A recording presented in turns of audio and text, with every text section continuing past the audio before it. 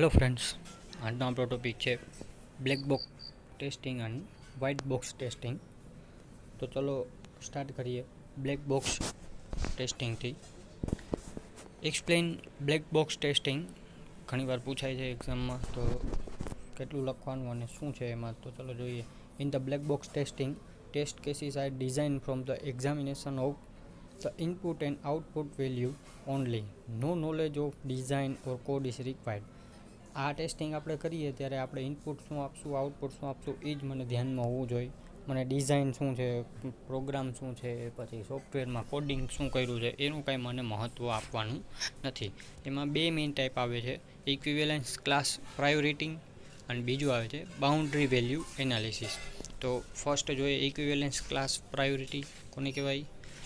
In this approach, the domain of input value to a program is partitioned into a set of equivalence classes. જે આપણું main domain હોય of input વેલ્યુનું, કે આપણે જે input આપતા હોય એને અમુક ક્લાસીસમાં આપણે ડિવાઈડ કરી નાખશું.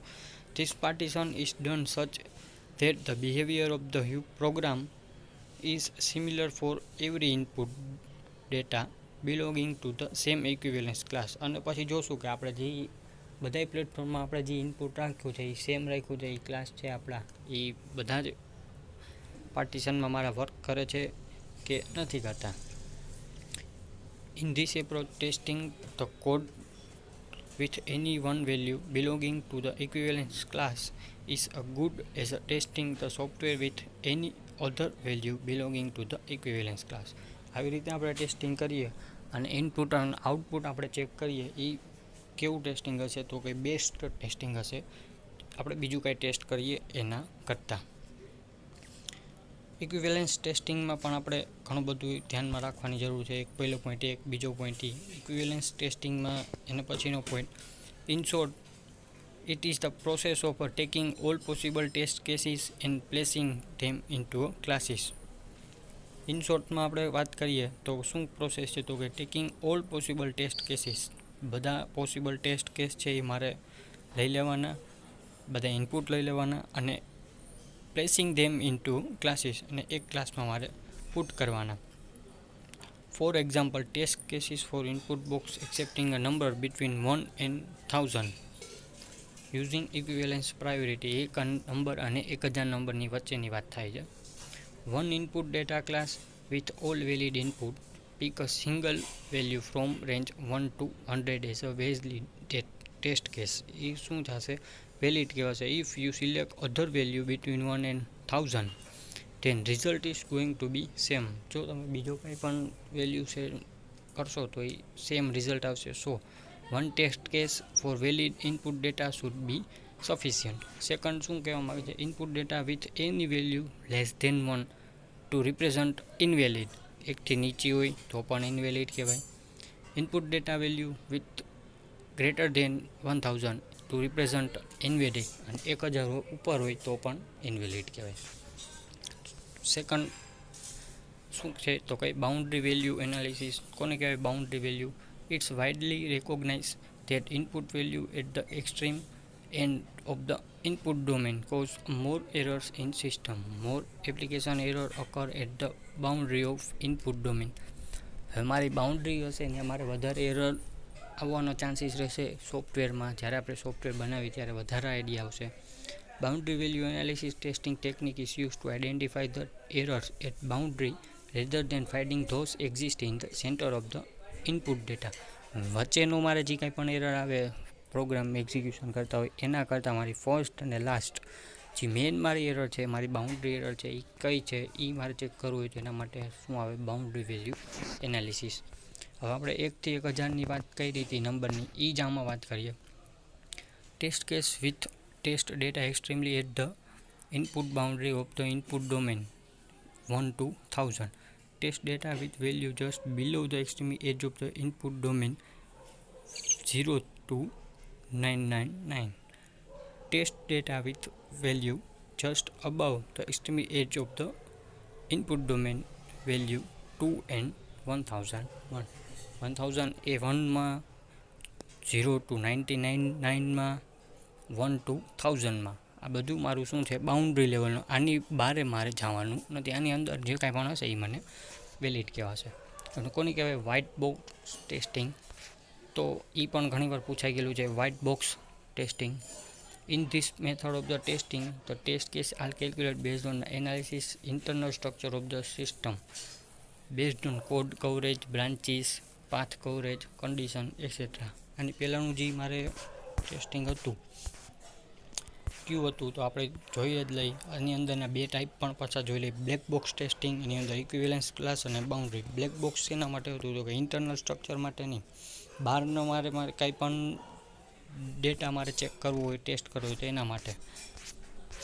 વ્હાઇટ બોક્સ ટેસ્ટથી આપણે શું કરી શકીએ તો કે પ્રોજેક્ટ અને પ્રોગ્રામના ઇન્ટરનલ વસ્તુ, ફોર એક્ઝામ્પલ તરીકે વેરિયેબલ છે, બ્રાન્ચિંગ છે, સ્ટેટમેન્ટ છે, એ બધું. તો ચલો જોઈએ.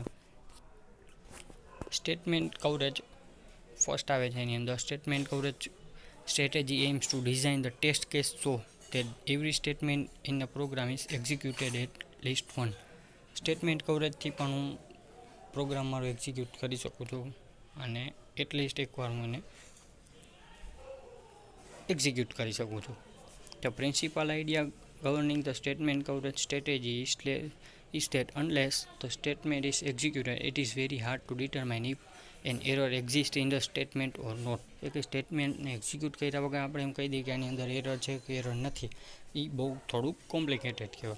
સ્ટેટમેન્ટ કેવા પ્રકારના હોય તો આપણને ખબર છે. For example, if a greater than b, printf a is greater, else b is greater. printf ની અંદર test case for above example a equal to 5, b equal to 10, a equal to 10 ને b equal to 5. Branch coverage.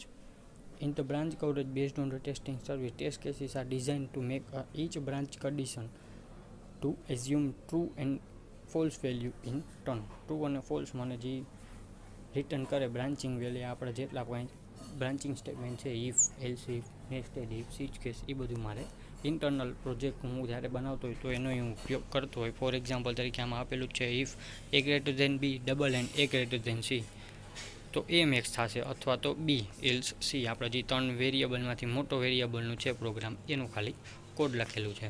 Condition coverage કોને કહેવાય? In this structure test cases are design to make each component of the composite condition express as a both true and value. આપણે જે condition check કરીએ છીએ conditional સ્ટેટમેન્ટથી, C1 dot and C2 or C3, જે કંઈ પણ આપણે condition check કરતા હોય, ફોર એક્ઝામ્પલ તરીકે ઇફની અંદર કન્ડિશન હોય, ફોર લૂપની અંદર કન્ડિશન હોય, તો ગમે એ જગ્યાએ આપણે પ્રોજેક્ટ બનાવતા હોઈશું ત્યારે કન્ડિશન તો હું ચેક કરતો જ રહીશ. એના માટેનું છે. બીજી line, branch testing is probably to simplest condition testing strategy where only the compound condition appear in the different branch statement are made to resume and true and false value. એ કન્ડિશનનું મારે જે answer હશે એ શેમાં આવશે? True અને ફોલ્સની અંદર. Next આવે છે path coverage. Path coverage based testing strategy required us to design a test case such as all the linearly independent path in the program are executed at least one. કોઈ પણ path હોય મને એકવાર તો executed થાય જ. Path coverage. Path coverage based testing strategy required us to during a design a test cases such that all linearly independent path in the program are executed at least one execution માટે મારે કોઈ પણ path મારે આપવો પડે. જો path હશે તો જ મારે એક્ઝિક્યુશન મારો પ્રોગ્રામ રન થશે. A linearly independent path can be defined in terms of the control flow graph CFG of a program. કેવી રીતે કંટ્રોલ મારે કરવો મારા પ્રોગ્રામને, એ ફ્લો ગ્રાફ ઉપર, આખા ગ્રાફ ઉપર મને મારો પાથ છે એ આપણે આપવાનું હોય કે કયા પેજમાંથી કયા પેજમાં મારે જવું છે. તો path testing is used for a module of or a unit testing. Module માટે યુઝ થાય અથવા તો યુનિટ ટેસ્ટિંગ માટે યુઝ થાય. It requires a complete knowledge of the program structure. Complete program સ્ટ્રક્ચરનું મારે નોલેજ મારી પાસે હોય તો મને પાથ કવરેજ, પાથ મારે આપવામાં પ્રોબ્લેમ ન થાય. નેક્સ્ટ આવે છે બ્લેક બોક્સ ટેસ્ટિંગ અને વ્હાઇટ બોક્સ ટેસ્ટિંગનો ડિફરન્સ, જે આપણે અત્યારે ઇન ડિટેલ આપણે જોયું, એક્સપ્લેન કર્યું. જો એનો ડિફરન્સ પૂછાય તો એ ડિફરન્સ એ જ પોઈન્ટ છે, અમુક એ જ પોઈન્ટ મારે નીચે બનાવીને મારા સંદર્ભમાં મારી રીતે મને જેમ યાદ રહે એવી રીતે હું એનો ડિફરન્સ લખી શકું છું. આમાં જેમ છે એમ જ લખવું એવું જરૂરી નથી. તમે જેમ બ્લેક બોક્સ અને વ્હાઇટ બોક્સ એ બે અન્ડરસ્ટેન્ડ કર્યું એના રિલેટેડ તમે જો કોઈ પણ ડિફરન્સ આપો તોય કે એમાં કાંઈ ખોટું નથી. ને આમાં જે લખેલું છે એ મુજબ તમે કંઈ પણ લખો તો પણ એમાં કાંઈ ખોટું નથી. આમાં જે એ જ લખેલું હશે જે આપણે અત્યાર સુધી આમાં એક્સપ્લેન કર્યું. અહીંયા આપણે આ યુનિટ કમ્પ્લીટ થાય છે અને આપણો સિલેબસ પણ કમ્પ્લીટ થાય છે. જો કોઈને કાંઈ ક્વેશ્ચન હોય તો જરૂર પૂછજો. Thank you. અને વિડીયો જોજો અને જો કાંઈ પણ ટોપિક રિલેટેડ ક્વેરી હોય તો પણ પૂછજો. કાંઈ ક્વેશ્ચન હોય તો